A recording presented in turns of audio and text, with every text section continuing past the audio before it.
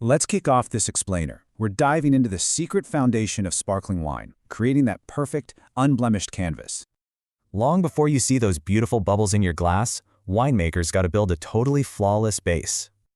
The whole journey starts at harvest. Honestly, it's a literal race against time to stop grape oxidation.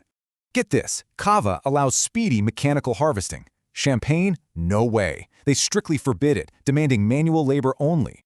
Why so strict? Well, 75% of champagne grapes are actually red. Rough crushing would extract unwanted color. Next up is pressing. Cava uses modern destemming and crushing, while champagne gently presses the whole intact bunch. Champagne actually still relies on these traditional vertical presses to guarantee the absolute gentlest extraction possible. But both regions are totally ruthless about yield. They extract a strict maximum of 66% must. Winemakers deliberately dodge sulfur dioxide here. It acts like a solvent, extracting polyphenols that cause some seriously ugly browning. They also skip pectolytic enzymes. Why? To prevent vinyl phenols, which completely ruin the wine with bitter medicinal flavors. To clarify the musts, they drop in bentonite to strip out proteins and carbon to yank out any bitterness. This squeaky clean must then undergoes primary alcoholic fermentation right between 15 and 18 degrees Celsius. This creates a base wine, or vin clair. It requires incredibly precise chemical parameters to move forward. Cold regions with high acidity use malolactic fermentation to magically soften the wine's sharp, natural bite. But warm regions, they intentionally chill their wine below 10 degrees to prevent this, preserving that vibrant acidity.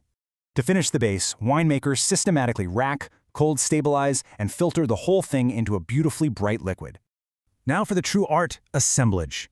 Blending requires deep intuition, serious creativity, and an absolutely flawless sensory memory.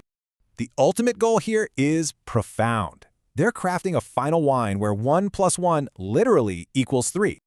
Winemakers endure countless sensory trials in labs just to pinpoint that perfectly complex, totally flawless balance. Champagne actually fights its fickle weather by blending across 7 permitted grape varieties and multiple historical vintages.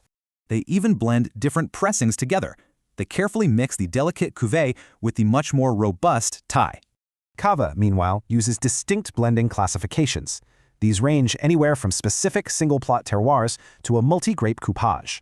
Extended aging classifications, like Reserva Cava, actually require this blended base to sit on its lees for 15 months.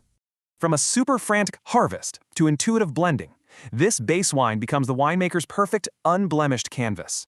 So, now that you know the secrets, what specific elements would you blend for your perfect sparkling canvas?